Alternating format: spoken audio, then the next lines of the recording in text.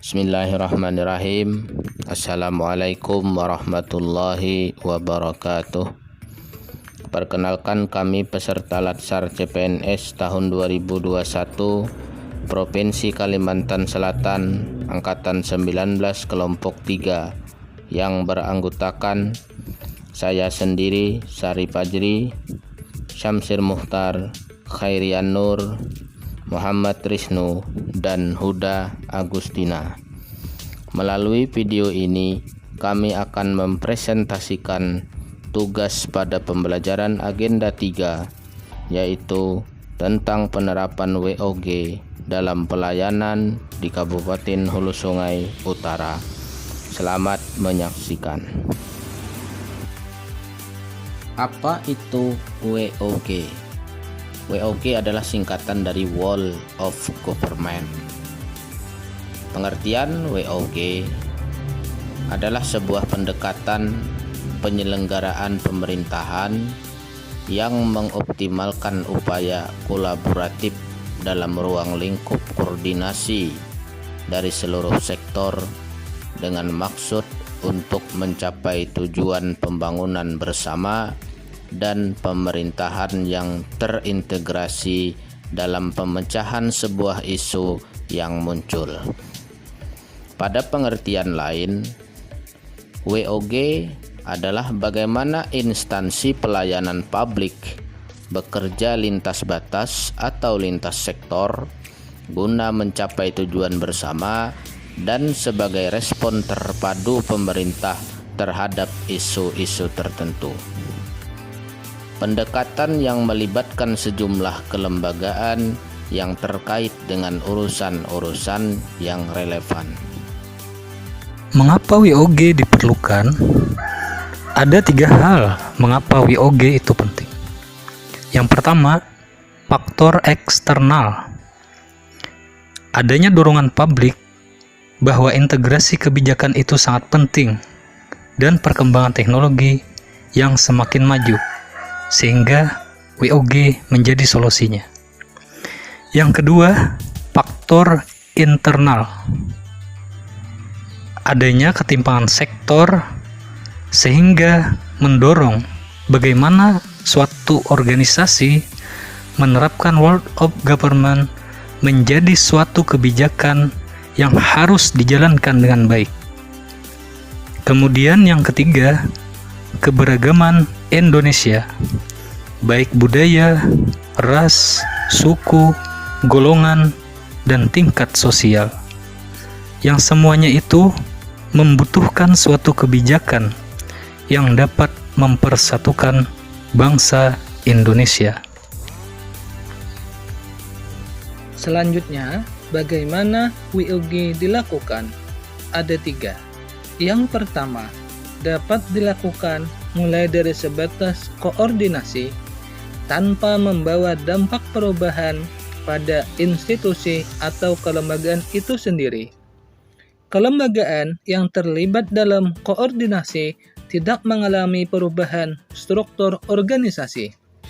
Kemudian yang kedua, dalam kategori integrasi, kelembagaan yang terlibat mulai menyamakan perencanaan jangka panjang serta perencanaan kerjasama. Dan yang terakhir, yang ketiga, dalam kategori kedekatan dan pelibatan, kelembagaan menyatukan diri dalam wadah yang relatif permanen. Selanjutnya adalah praktek WOG. Terdapat beberapa cara pendekatan WOG yang dapat dilakukan, baik dari sisi penataan institusi formal maupun informal. Cara-cara ini pernah dipraktekkan oleh beberapa negara, termasuk Indonesia dalam level-level tertentu. 1. Penguatan koordinasi antar lembaga. Penguatan koordinasi dapat dilakukan jika jumlah lembaga-lembaga yang dikoordinasikan masih terjangkau dan manajeble. Dalam prakteknya, span of control atau rentang kendali yang rasional akan sangat terbatas. Salah satu alternatifnya adalah mengurangi jumlah lembaga yang ada sampai mendekati jumlah yang ideal untuk sebuah koordinasi. Dengan jumlah lembaga yang rasional, maka koordinasi dapat dilakukan lebih mudah. 2. Membentuk lembaga koordinasi khusus. Pembentukan lembaga terpisah dan permanen yang bertugas dalam mengkoordinasikan sektor atau kementerian adalah salah satu cara melakukan WOG. Lembaga koordinasi ini biasanya diberikan status kelembagaan setingkat lebih tinggi atau setidaknya setara dengan kelembagaan yang dikoordinasikan. 3. Membentuk gugus tugas. Gugus tugas merupakan bentuk pelembagaan koordinasi yang dilakukan di luar struktur formal, yang sifatnya tidak permanen. Pembentukan gugus tugas biasanya menjadi salah satu cara agar sumber daya yang terlibat dalam koordinasi tersebut dicabut sementara dari lingkungan formalnya untuk berkonsentrasi dalam proses koordinasi tadi. Yang terakhir yaitu koalisi sosial. Koalisi sosial ini merupakan bentuk informal dari penyatuan koordinasi antar sektor atau lembaga tanpa perlu membentuk pelembagaan khusus dalam koordinasi ini. Di Australia, dalam masa pemerintahan Howard, melakukan hal ini dengan mendorong inisiatif koalisi sosial antar aktor pemerintah, bisnis, dan kelompok masyarakat. Koalisi sosial ini mendorong adanya penyamaan nilai dan persepsi tentang suatu hal sehingga pada akhirnya akan terjadi koordinasi alamiah. Ini adalah implementasi WOG di Kabupaten Hulu Sungai Utara. Ada aplikasi Portal HSU, Simpun, Sintar HSU, Sintari, Silangkar, dan Itik HSU. Yang pertama adalah aplikasi Portal HSU, merupakan aplikasi berbasis web yang menjadi kunci bagi pengunjung, baik pegawai maupun masyarakat umum di lingkungan Kabupaten Hulu Sungai Utara, untuk mengakses berbagai layanan, baik terkait pemerintah maupun layanan umum. Layanan e-government yang dapat diakses melalui portal HSU akan terintegrasi dengan berbagai layanan sistem pemerintahan berbasis elektronik yang dapat terus dikembangkan seperti Simpek, e-planning, e-budgeting, e-sakep, e-office, e-kinerja, dan lain-lain.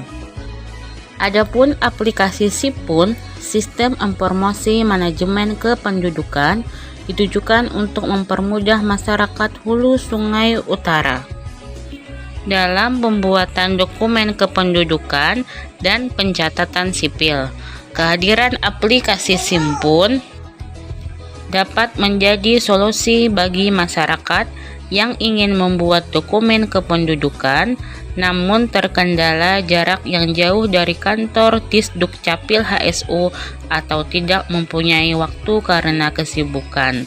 Permohonan pembuatan dokumen kependudukan melalui aplikasi Simpun memiliki berbagai keuntungan.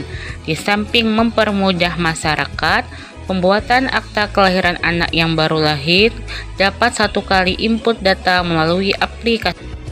Selanjutnya adalah aplikasi Itik HSU yang dibuat oleh Dinas Penanaman Modal Pelayanan Terpadu Satu Pintu dan Tenaga Kerja yang diperuntukkan untuk perizinan di bidang kesehatan.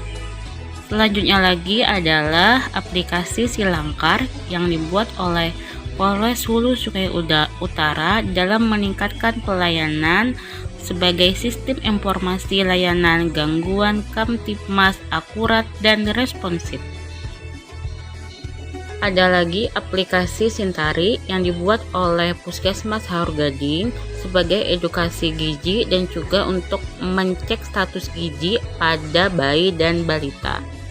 Selanjutnya aplikasi Sintar HSU sebagai sistem informasi pintar bagi masyarakat Hulu Sungai Utara mengenai berita HSU terkini. Ya, Bupati Hulu Sungai Utara juga meresmikan mal pelayanan publik di Kabupaten Hulu Sungai Utara yang bermanfaat bagi masyarakat sebagai pelayanan dalam semua hal termasuk perizinan di Kabupaten Hulu Sungai Utara. Demikian presentasi dari kami tentang Wall of Government di Kabupaten Hulu Sungai Utara. Semoga bermanfaat. Terima kasih.